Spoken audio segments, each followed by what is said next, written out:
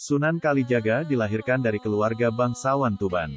Bapaknya beliau adalah Tumenggung Wilatika yang menjadi Adipati Tuban, sedangkan ibunya adalah Dewi Nawangrum.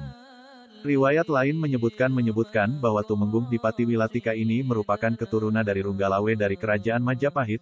Ia memiliki putra bernama Raden Sahid dan putri bernama Dewi Rasawulan dari perkawinannya dengan Dewi Anggraeni. Sunan Kalijaga lahir sekitar tahun 1450 memiliki nama kecil Raden Sahid. Terkait asal-usulnya ada dua pendapat yang berbeda mengenai keturunan Sunan Kalijaga. Dua pendapat tersebut mengatakan bahwa Sunan Kalijaga merupakan keturunan Arab dan Jawa asli. Pendapat bahwa Sunan Kalijaga orang Arab, terdapat pada catatan Babat Tuban. Di dalam babat tersebut diceritakan Arya Teja alias Abdul Rahman atau kakek Sunan Kalijaga berhasil mengislamkan Adipati Tuban yang bernama Arya Dikara, dan mengawini putrinya. Dari perkawinan tersebut Arya Teja mempunyai putra yang bernama Arya Wilatika. Sunan Kalijaga merupakan anak dari Arya Wilatika. H.J. de Graaf membenarkan Babat Tuban dan pandangan Vandenberg bahwa Arya Teja I. Abdurrahman adalah orang Arab, yang memiliki silsilah hingga Abbas bin Abdul Muthalib, paman Nabi Rasulullah SAW. Adapun pendapat yang mengatakan bahwa Sunan Kalijaga adalah keturunan Jawa, dari keterangan Darmo Sugito Tra Kalinjangan, yang disampaikan pada seorang pembantu majalah penyebar semangat Surabaya yang bernama Cantrik Mataram mengatakan bahwa Sunan Kalijaga keturunan Jawa asli. Silsilah keturunan Jawanya yaitu, Adipati Ranggalawe, Bupati Tuban, berputra Arya Teja I, Bupati Tuban, berputra Arya Teja II, Bupati Tuban, berputra Arya Teja III, Bupati Tuban, berputra Raden Tumenggung Wilatikta, Bupati Tuban, berputra Raden Mas Said, Sunan Kalijaga. Tetapi belum tahu pasti kebenarannya karena tidak ada catatan secara resmi dan lengkap yang menjadi bukti konkret sebagai pedoman. Menurut catatan sejarah, Sunan Kalijaga memiliki 3 orang istri, yaitu, Dewi Sarah, Siti Zainab, dan Siti Hafsah. Istri yang pertama adalah Dewi Sarah merupakan putri dari Maulana Ishak. Dari perkawinannya ini dikaruniai 3 anak yaitu Raden Umar Said, Sunan Muria, Dewi Rukayah, Dewi Sofiah. Istri yang kedua adalah Siti Zainab adalah putri dari Sunan Gunung Jati. Dari perkawinan ini dikaruniai 5 orang anak yaitu, Ratu Pembayun Nyai Ageng Panegak Sunan Hadi Raden Abdurrahman Nyai Ageng Ngerang. Istri yang ketiga adalah Siti Hafsah merupakan putri Sunan Ampel. Tetapi tidak ada keterangan secara jelas mengenai jumlah dan siapa nama putra Sunan Kalijaga dari perkawinannya dengan Siti Hafsah ini. Nasab Sunan Kalijaga 1. Nabi Muhammad Rasulullah 2. Sayyidah Fatimah Az-Zahra Ali bin Abi Thalib, binti 3. Al-Imam Al-Husain bin 4. Al-Imam Ali Zainal Abidin bin 5. Al-Imam Muhammad Al-Bakir bin 6. Al-Imam Jafar Sadiq bin 7. Al-Imam Ali Al-Uraidi bin 8. Al-Imam Muhammad An-Nakib bin 9. Al-Imam Isa Ar-Rumi bin 10. Al-Imam Ahmad Al-Muhajir bin 11. As-Sayyid Ubaidillah bin 12. As-Sayyid Alwi bin 13. As-Sayyid Muhammad bin 14. As-Sayyid Alwi bin 15. As-Sayyid Ali Hali, Kasam bin 16. As-Sayyid Muhammad Sahib Mirbat bin 17. As-Sayyid Alwi Amil Fakih bin 18. As-Sayyid Abdul Malik Asmatkan bin 19. As-Sayyid Abdullah bin 20. As-Sayyid Ahmad Jalaluddin bin 21. As-Sayyid Ali Nuruddin bin 22. As-Sayyid Maulana Mansur bin 23. Ahmad Sahuri alias Raden Sahur alias Tumenggung Wilatikta, Bupati Tuban ke-8. 24. Sunan Kalijaga alias Raden Said. Masa hidup Sunan Kalijaga diperkirakan mencapai lebih dari 100 tahun. Yakni, sejak pertengahan abad ke-15 sampai dengan akhir abad 16. Dengan demikian, ia mengalami masa akhir kekuasaan Majapahit, berakhir 1478, Kesultanan Demak pada tahun-tahun 1481 sampai tahun 1546 Kesultanan Cirebon dan Banten, bahkan juga Kerajaan Pajang yang lahir pada tahun 1546 sampai tahun 1568 serta awal kehadiran Kerajaan Mataram di bawah pimpinan Panembahan Senopati. Ia ikut pula merancang pembangunan Masjid Agung Cirebon dan Masjid Agung Demak. Sunan Kalijaga wafat sekitar tahun 1580. Beliau menghembuskan nafas terakhirnya pada usia 131 tahun. Beliau dimakamkan di Desa Kadilangu, Kota Demak. Makam Sunan Kalijaga terletak di tengah kompleks pemakaman Desa Kadilangu yang dilingkari dinding dengan pintu gerbang makam.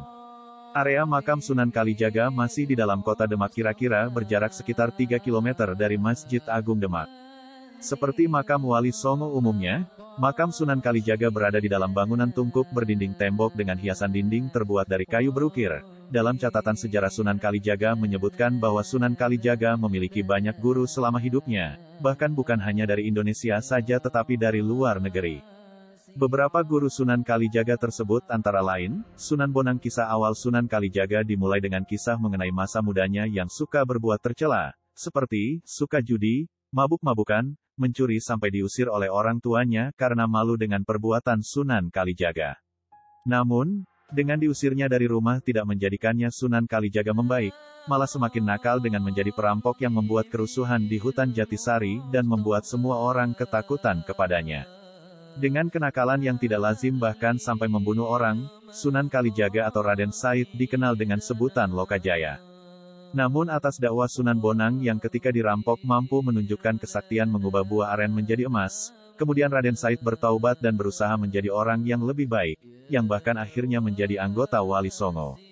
Pertemuan dengan Sunan Bonang inilah yang mengubah pola hidup Sunan Kalijaga untuk menjadi lebih baik.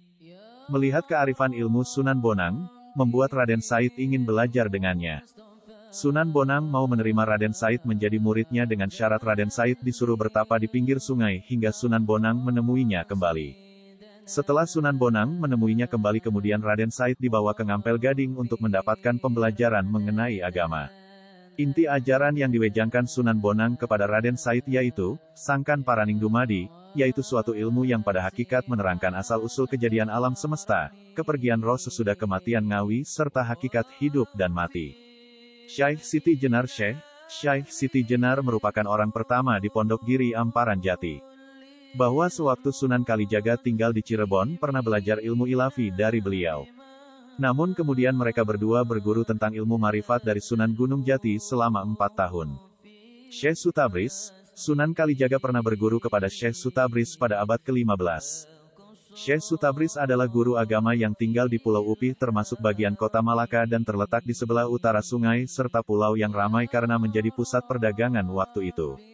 Di pulau tersebut, Sunan Kalijaga mendapatkan perintah dari Syekh Maulana Maghribi agar kembali ke Jawa untuk membangun masjid dan menjadi penggenap wali. Sekembalinya ke Jawa, beliau menetap di Cirebon dan bertemu Sunan Bonang. Desa tempat bertemunya tersebut kemudian dikenal dengan nama Desa Kalijaga. Sunan Gunung Jati berdasarkan hikayat Hasanuddin, bahwa kehadiran Sunan Kalijaga di Cirebon adalah untuk menyebarkan agama Islam dan sekaligus menuntut ilmu pada Sunan Gunung Jati. Disebutkan pula bahwa Sunan Bonang Pangeran Adipati Demak dan keluarganya telah pergi mengunjungi Sunan Gunung Jati untuk berguru. Demikian pula Sunan Kalijaga dan Pangeran Kadarajat, Sunan Derajat. Dikisahkan melalui berbagai naskah, Sunan Kalijaga juga diambil menantu Sunan Gunung Jati. Selanjutnya Sunan Kalijaga membuka pondok pesantren di daerah kaki Bukit Gunung Jati, anak-anak beliau 01. Raden Umar Said, Sunan Muria, 02. Dewi Rukayah, 03. Dewi Sofiah, 04. Ratu Pembayun, 05. Nyai Ageng Panegak, 06. Sunan Hadi, 07. Raden Abdurrahman, 08. Nyai Ageng ngerang murid-murid beliau 1. Geseng Sunan 2. Sunan Bayat, Klaten. 3. Ki Ageng Selo, Demak. 4. Syekh Jangkung, Pati. Sunan Kalijaga dalam melakukan dakwah secara luwes karena masyarakat Jawa saat itu masih menganut kepercayaan lama. Sunan Kalijaga mendekatkan diri ke dalam masyarakat yang masih awam. Selain itu, Sunan Kalijaga mengenakan pakaian adat Jawa setiap hari dengan menggabungkan unsur Islam. Terdapat alasan Sunan Kalijaga menggunakan pakaian tersebut dikarenakan apabila mengenakan jubah dikhawatirkan dapat menimbulkan rasa takut masyarakat dan merasa enggan untuk menerima kedatangannya. Salah satu hal yang dapat dikatakan unik ketika Sunan Kalijaga merebut simpati masyarakat terlebih dahulu agar mau menerima agama Islam. Selanjutnya, beliau menjelaskan kepada masyarakat mengenai agama Islam dan menasehati untuk meninggalkan adat dan kebiasaan yang bertentangan dengan ajaran Islam. Akan tetapi, kebudayaan dan kesenian yang sekiranya dapat ditanamkan unsur ajaran Islam akan dipertahankan serta digunakan sebagai media dakwah oleh Sunan Kalijaga. Berbagai media dakwah yang digunakan, yaitu gamelan, gending, tembang, wayang, grebek, suluk, tata kota, selamatan, kenduri, dan upacara tradisional. Tidak hanya itu, Sunan Kalijaga kerap memakai nama samaran, seperti Ki Dalang, karena kemampuan beliau dalam mengajarkan Islam kepada masyarakat melalui pertunjukan kebudayaan dan kesenian. Warisan seni dan budaya yang diciptakan Sunan Kalijaga tentu digunakan sebagai sarana dan media dalam berdakwah menyebarkan agama Islam di Pulau Jawa. Peran beliau sebagai seorang pendidik dan pengajar agama di tengah masyarakat yang beragama Hindu dan Buddha yang sangat dominan dan strategis mengingat banyak orang mauk Islam dan pada akhirnya menjadi murid beliau dari kalangan terbawah hingga bangsawan kerajaan. Banyak peran lain yang belum tergali yang menunjukkan betapa beliau kaya akan konsep ajaran hidup yang berbasis pada pendidikan karakter atau akhlak pada umumnya yang masih relevan untuk diimplementasikan di semua zaman termasuk zaman globalisasi sekarang ini. Sunan Kalijaga menggunakan wayang sebagai salah satu media dakwahnya. Beliau mengenalkan Islam melalui pertunjukan wayang yang sangat digemari masyarakat. Pada saat beliau berdakwah agama Islam sebagai dalang yang berkeliling di wilayah Pajajaran hingga Majapahit. Tidak hanya sebagai dalang wayang saja, beliau juga menjadi dalang pantun. Apabila ada masyarakat yang ingin mengadakan pertunjukan wayang, maka Sunan Kalijaga tidak memungut uang melainkan cukup membaca 2 kalimat syahadat, dan menyebabkan Islam dapat berkembang dengan cepat. Di dalam pertunjukan wayang, lakon yang dibawakan oleh Sunan Kalijaga tidak hanya mengangkat kisah Mahabharata dan Ramayana, terdapat pula lakon yang digemari oleh masyarakat yaitu Dewa Ruci. Lakon Dewa Ruci ini menjadi bentuk pengembangan dari lakon Nawaruci.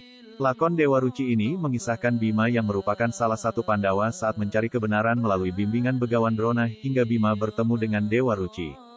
Selain lakon Dewa Ruci, Sunan Kalijaga juga memunculkan tokoh-tokoh wayang seperti Semar, Gareng, Petruk, dan Bagong yang telah diselusupi ajaran-ajaran Islam. Dalam menjadi dalang, Sunan Kalijaga memaparkan ajaran tasawuf saat memainkan wayang terutama saat lakon Dewa Ruci. Hal ini menyebabkan masyarakat dari seluruh lapisan menjadi senang. Saat pertunjukan wayang, Sunan Kalijaga memodifikasi bentuk wayang, sebelumnya berbentuk gambar manusia menjadi gambar dekoratif dengan bentuk tubuh yang tidak mirip dengan manusia. Penggunaan pertunjukan wayang sebagai media dakwah penyebaran Islam oleh Sunan Kalijaga. Hal tersebut menunjukkan keahlian beliau dalam memadukan unsur ajaran Islam dengan unsur budaya masyarakat Jawa. Oleh karya itu, kebudayaan dan kesenian merupakan sesuatu yang tidak dapat lepas dari masyarakat. Selain lakon Dewa Ruci dan Punakawan, Sunan Kalijaga juga memasukkan ajaran Islam pada tokoh Yudhistira dan Bima. Seperti yang dikisahkan dalam lakon Yudhistira mendapatkan azimat Kalimasada karena tidak mau berperang. Azimat ini berguna untuk melindungi diri sendiri, menjauhkan musuh, dan memelihara stabilitas pemerintahan kerajaan. Jimat Kalisada ini tak lain perlambang dari kalimat syahadat. Pemanfaatan kebudayaan yang paling sering dipentaskan yaitu lakon Jimat Kalimasada. Sunan Kalijaga menjadikan lakon wayang tersebut ialah sebagai media dakwah pendidikan latihan rohani dengan menampilkan tokoh-tokoh pewayangan yang menjadi favorit rakyat. Dalam pewayangan ini hampir keseluruhan yang dipentaskan kisahnya tentang tasawuf dan akhlakul karimah. Sebabnya yang dituju adalah pemeluk Buddha atau Hindu, yang keseluruhan ajarannya mengenai kebatinan. Azimat Kalimasada merupakan sebuah teks yang dapat bertahan lama dan merupakan kalimat syahadat. Oleh karena itu, Yudhistira meninggal dalam keadaan Islam. Kalimat Kalimasada berasal dari kalimat syahada yang artinya yang bersaksi. Dalam lakon, Bima digambarkan seperti salat. Hal ini disebabkan karena dalam cerita Hindu Bima digambarkan sebagai sosok yang kuat, sedangkan salat merupakan tiang agama yang artinya tanpa salat agama dari seseorang runtuh. Sementara itu, Arjuna dilambangkan sebagai puasa, Nakula, dan Sadewa dilambangkan sebagai zakat dan haji. Berdasarkan pelambangan tersebut, Sunan Kalijaga telah menggambarkan masyarakat Jawa mengenai badan manusia dengan wayang. Hal ini dapat diartikan tradisi wayang kulit yang dipertunjukkan dianggap sama seperti kehidupan. Dalam ajaran Islam Nabi Muhammad SAW mengajarkan kepada kita untuk tidak melihat seseorang dari luarnya saja. Seni ukir dalam menyebarkan agama Islam, Sunan Kalijaga menggunakan seni ukir yang berbentuk dedaunan bukan berbentuk manusia dan hewan. Karena sejak para wali mengembangkan dakwah Islam, seni ukir yang berbentuk manusia dan hewan sudah tidak dipergunakan lagi. Seni ukir dedaunan diawali atau diciptakan oleh Sunan Kalijaga.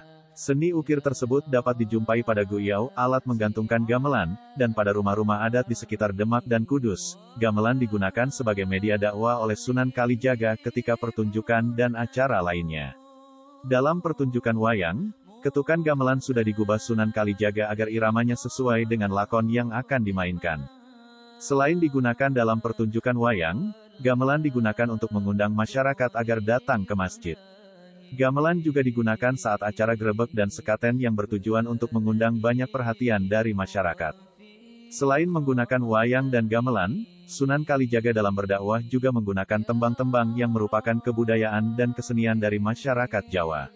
Sunan Kalijaga menciptakan tembang Macapat dan Danggulo dengan nada yang memiliki toleransi antara melodi Arab dan Jawa. Lagu lain yang diciptakan Sunan Kalijaga adalah Ilir-Ilir, Gundul-Gundul Pacul, Kidung Rumeksa Ing Wengi, Lingsir Wengi, Suluk Linglung. Dalam tembang Rumekso Ing Wengi ini melambangkan doa saat malam hari setelah melaksanakan salat tahajud.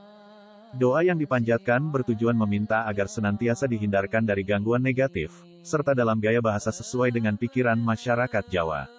Hal yang disampaikan dalam tembang Rumekso Ing Wengi dapat menusuk hati pembacanya. Tembang ini disusun Sunan Kalijaga dikarenakan masyarakat Jawa masih kesulitan dalam menghafal dan melafalkan doa berbahasa Arab. Grebek berasal dari kata gumrebek yang artinya riuh atau krame, jika dipahami menjadi keramaian dan berujung perayaan. Hal ini sering dijumpai saat acara grebek terdapat konvoi barisan prajurit yang membawa gunungan disertai dengan iringan gamelan. Sekaten berasal dari kata sekati yang artinya nama dua alat gamelan. Sekaten merupakan bagian dari serangkaian acara grebek yang merupakan gagasan Wali Songo dalam menggabungkan kebudayaan masyarakat Jawa dengan ajaran Islam. Hal ini dikarenakan grebek dan sekaten merupakan kebudayaan yang sudah ada sejak kerajaan Hindu-Buddha.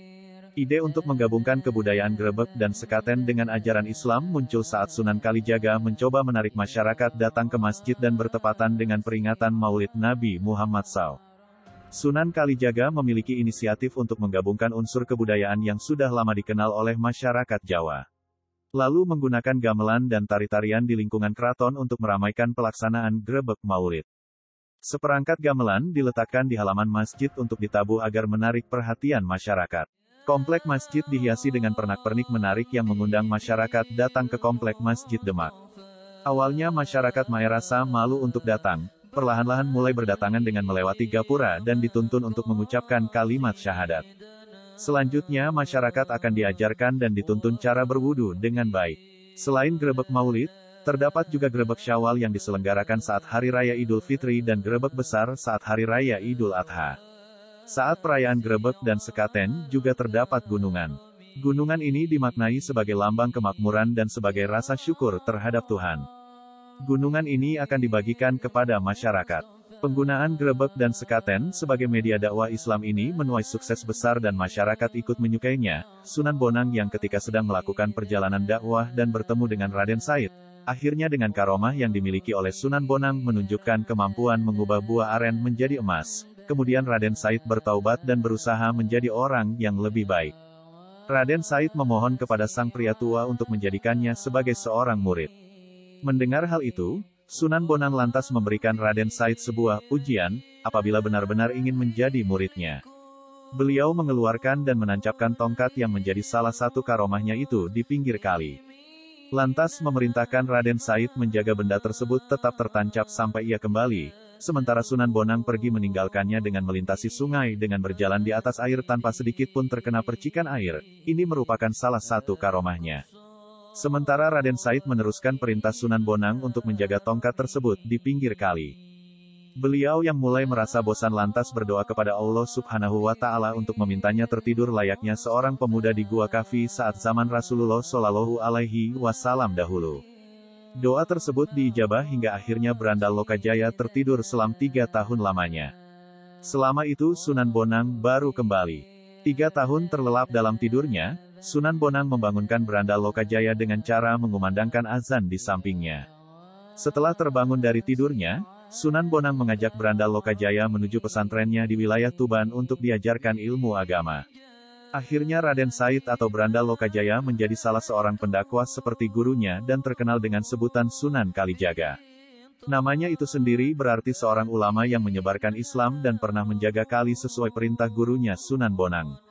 Setelah menjadi wali, Sunan Kalijaga pun memiliki beberapa karomah seperti dapat mengubah rupanya hingga konon sempat bertemu Nabi Khidir alaihissalam. Suatu ketika, di pinggiran hutan yang lebat, tatkala Kanjeng Sunan Kalijaga tengah melakukan perjalanan syiar Islam, ia dicegat oleh segerombolan perampok yang sudah terkenal kekejamannya. Dengan polos wali yang juga dikenal sebagai Syekh Malaya ini mengatakan bahwa dirinya tak memiliki harta yang layak. Tetapi pemimpin perampok itu tak mempercayainya. Bahkan dengan garang ia memerintahkan anak buahnya untuk menggeledah. Mendapat perlakuan yang tidak senonoh, Sunan Kalijaga hanya tersenyum. Ia bertekad untuk memberi pelajaran kepada para perampok itu agar kembali ke jalan yang benar. Manakala mereka mulai mendekat, dengan tenang Kanjeng Sunan Kalijaga mengibaskan kain panjang yang tersampir di pundaknya. Dan apa yang terjadi? Tenaga kibasan itu ternyata mampu membuat para perampok porak-poranda. Melihat kejadian itu, Ki Jakhana, sang pemimpin perampok menjadi berang. Ia langsung memasang kuda-kuda dan bersiap-siap menyerang Kanjeng Sunan Kalijaga dengan pedangnya. Dengan gerakan yang garang, ia mulai mendekati sasarannya. Sekali ini, Sunan Kalijaga merapalkan ilmu malih rupa. Begitu usai, mendadak tubuh Kanjeng Sunan Kalijaga telah berada tak jauh dari Ki Jakhana. Ki Jakhana semakin bernafsu. Dengan teriakan keras ia langsung menyabatkan pedangnya ke tubuh Sunan Kalijaga. Aneh, Kanjeng Sunan Kalijaga tak menghindar. Ia membiarkan pedang yang demikian tajam itu menghantam tubuhnya. Melihat kejadian itu, sudah barang tentu membuat para pengikut Ki Jakhana menjadi berang. Dengan ganas salah seorang anak buah Ki Jakhana melabrak. Begitu ia akan melompat, sebuah tangan yang halus telah menahan gerakannya. Tangan Kanjeng Sunan Kalijaga. Belum sempat ia membuka mulut, dengan penuh wibawa Kanjeng Sunan Kalijaga berkata, "Jangan panik, yang diserang hanyalah pohon asam. Bukan aku." Ketika anak buah Ki Jakhana ini akan bertanya lebih jauh, terdengar suara lembut Kanjeng Sunan Kalijaga menambahkan, "Jika ingin tahu, pejamkanlah matamu. Lihatlah dengan mata batinmu, maka engkau akan tahu apa yang terjadi." Beberapa anak buah Ki Jakhana pun melakukan apa yang disarankan oleh Kanjeng Sunan Kalijaga. Dan apa yang terjadi? Mereka melihat, dengan membabi buta Ki Jakhana yang merasa membabatkan pedangnya ke tubuh Sunan Kalijaga itu ternyata hanya menetakkan pedangnya ke batang pohon asam. Karena tubuh yang ditebas tak juga roboh, akhirnya Ki Jakhana kehabisan tenaga. Dan ia menjadi terkejut bercampur malu, tatkala Kanjeng Sunan Kalijaga mulai mencabut ilmunya, ternyata ia hanya menetak sebatang pohon asam. Akhirnya, Ki Jakhana menyerah dan menyatakan taubat serta memeluk agama Islam yang disebarkan oleh Kanjeng Sunan Kalijaga. Ki Pandan Arangi yang dalam pemerintahannya cukup merasa sangat menderita dan karena putri kesayangan yang cantik jelita menderita sakit lumpuh. Segala ikhtiar telah dilakukan, malangnya semua usaha beliau gagal dan tidak ada kemajuan. Putrinya tetap lumpuh. Sehingga beliau mempunyai nazar, barang siapa dapat menyembuhkan putrinya akan diambil sebagai menantu. Pada suatu hari Sunan Kalijaga memberitahu bahwa di Gunung Gede ada orang yang pandai bernama Ranawijaya, berasal dari Majapahit. Atas permintaan Ki Pandan Arangi, Ranawijaya datang ke Kadipaten. Dengan doa khusus beliau mendoakan sang putri. Akhirnya sang putri dapat disembuhkan. Akhirnya Ranawijaya diambil sebagai menantu. Pada saat Ki Pandan Arangi meninggal dunia, Ranawijaya menggantikan dengan gelar Ki Pandan Arang II. Daerahnya maju pesat, rakyatnya makmur termasuk perkembangan agama Islam cukup memuaskan. Namun kemakmuran dan keberhasilan dalam pemerintahannya membuat Ki Pandan Arang II lupa diri, ia jadi congkak, sombong dan kedekut. Ia selalu mengejar harta walaupun sudah melimpah ruah. Mengetahui keadaan semacam itu, Sunan Kalijaga datang menyamar sebagai penjual rumput. Dalam kesempatan tawar-menawar disisipkan peringatan terhadap perilaku Ki Pandan Arang II yang telah menyimpang dari ajaran agama Islam. Berulang kali Sunan Kalijaga datang memperingatkan namun tak dihiraukan. Akhirnya Sunan Kalijaga menunjukkan kesaktiannya, setiap tanah yang dicangkulnya berubah menjadi sebongkah emas dan diberikan kepada Pandan Arang. Pandan Arang sangat heran terhadap kesaktian penjual rumput. Setelah diketahui bahwa penjual rumput itu Sunan Kalijaga maka bersujud dan bertaubat. Pandan Arang melepaskan kedudukannya sebagai adipati ingin berguru kepada Sunan Kalijaga. Sunan Kalijaga menyanggupi mengajarkan ilmu di Gunung Jabalkat dengan syarat perjalanan yang ditempuh tidak boleh membawa harta benda. Setelah bulat tekadnya Pandan Arang bersama istrinya meninggalkan Semarang menuju Gunung Jabalkat. Dalam usaha menyebarkan dan mengembangkan dakwah Islam di Indonesia, Sunan Kalijaga patut menjadi teladan dalam sikap positif yang ditunjukkan, antara lain, usia yang panjang bagi Sunan Kalijaga, memberikan waktu luang baginya mengabdikan diri menyebarkan Islam. Penyebaran Islam yang cukup meluas di tangan Sunan Kalijaga dan Wali Songo lainnya, dikarenakan ketekunannya berkeliling dakwah dari satu daerah ke daerah lain dengan pendekatan seni budaya dan kebijaksaannya menyampaikan ajaran Islam dengan cara santun, toleran tanpa paksaan. Kedatangannya menjadi dalang di sejumlah daerah tanpa mengharap upah. Baginya, ucapan 2 kalimat syahadat menjadi upah yang tak ternilai harganya. Berbagai peninggalan bersejarah seperti gubahan tembang, karya suluk, rancangan dan lakon wayang kulit, permainan tradisional formasi alat-alat gamelan, rancangan alat-alat pertanian dan sumbangsih terhadap ketatanegaraan yang baik, merupakan sikap hidup bernilai positif untuk diteladani. Sosoknya yang menjadi kreator atas perubahan wayang, menuangkan ide-ide guna pengembangan Islam patut menjadi contoh bagi Muslim Indonesia untuk terus berinovasi demi kemajuan umat manusia.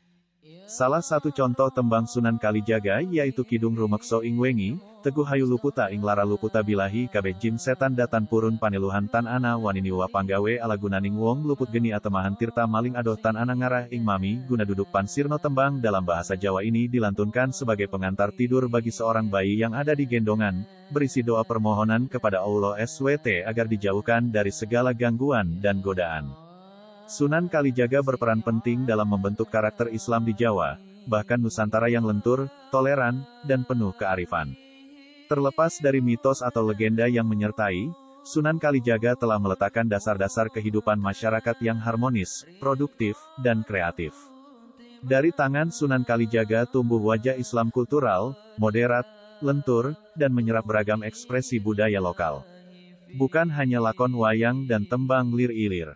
Tradisi tahlilan, sulukan, sedekat bumi, hingga arsitektur masjid yang bernuansa Jawa juga kerap dikaitkan dengan spirit dakwahnya.